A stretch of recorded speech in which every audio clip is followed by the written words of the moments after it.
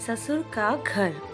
जब रोहन कॉलेज में था तब माँ उन्हें और दुनिया को छोड़कर जा चुकी थी। एक काम वाली बाई सक्कू थी जो सुबह से लेकर शाम तक उनके घर का सारा काम करती थी। नई नई शादी हुई थी, इसलिए सक्कू बाई का दिन भर घर में रहना सीमा को अपनी प्राइवेसी में बाधा सा लगता था।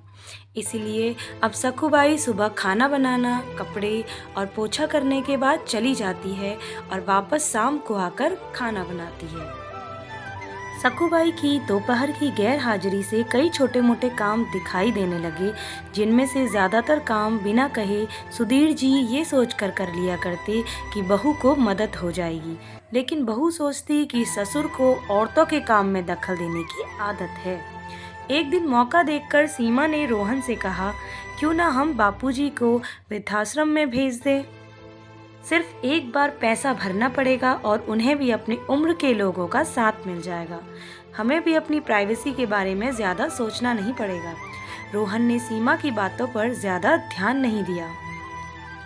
कुछ दिन ही बीते थे कि बाबूजी अपने दोस्तों के साथ एक हफ्ते के लिए टूर पर गए और इत्तेफाक से इसी दौरान सक्कूबाई भी छुट्टी पर थी। फिर क्या, सीमा को जैसा चाहिए था वैसा समय मिलने लगा।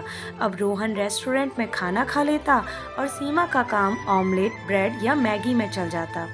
खाना बनाने की टेंशन नहीं थी, लेकिन घर में निकलने वाले सारे काम तो अभी भी करने ही थे। ससुर जी की गैर हाजिरी में सीमा को एहसास हुआ कि वह बिना कहे ही जो काम कर लिया करते थे उनसे कितना फ़र्क पड़ता था। छोटे मोटे लगने वाले यह काम भी काफ़ी समय और एनर्जी लेने वाले थे। कुछ दिन बीतने के बाद एक दिन रोहन सीमा को कहता है, चलो आज कहीं बाहर घूम कर आते हैं। सीमा बड़ी खुशी खुशी सज धज कर बाहर घूमने के लिए तैयार हो जाती है। रोहन सीमा को अपने घर से 4 किलोमीटर दूर एक चौल में लेकर आता है। एक आदमी रोहन के हाथों में एक चाबी देता है। रोहन उस चाबी को लेकर चौल का एक कमरे का दरवाज़ा खोलता है।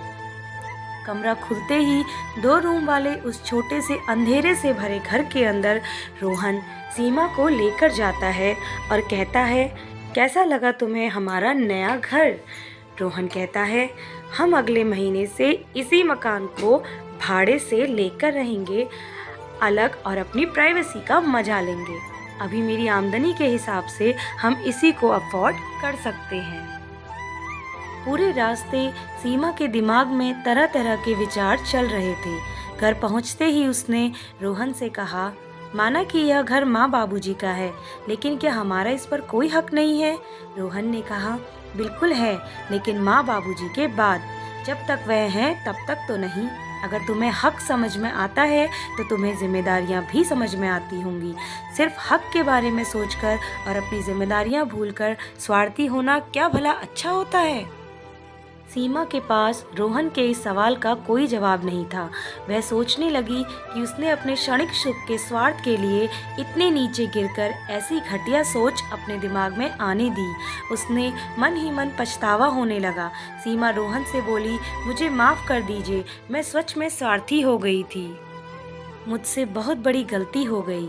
बेटे और बहू का यह वार्तालाप सुधीर जी दरवाजे पर खड़े होकर सुन रहे थे। उन्होंने आसमान की तरफ देखा और बोले, भाग्यवान, तुम धन्य हो जो तुमने ऐसे बेटे को जन्म दिया है। उन्होंने दरवाज़ा खटखटाया। बहू ने दरवाज़ा खोला तो उनके हाथों में पकड़ी थैली से गरम गरम समोसों की सुगंध उनको आने लगी। ससुर ने अपने बहू से कहा, वो कोने वाले हलवाई के पास से लाया हूँ, तुम्हें बहुत पसंद है ना?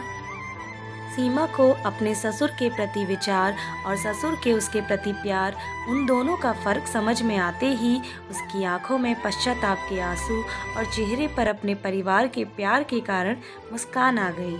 दोस्तों, हमें अपने ससुर जी का भी उसी तरह से ध्यान रखना चाहिए जैसे हम अपने पति या अपने बच्चों का रखते हैं, क्योंकि सास ससुर हैं तो ही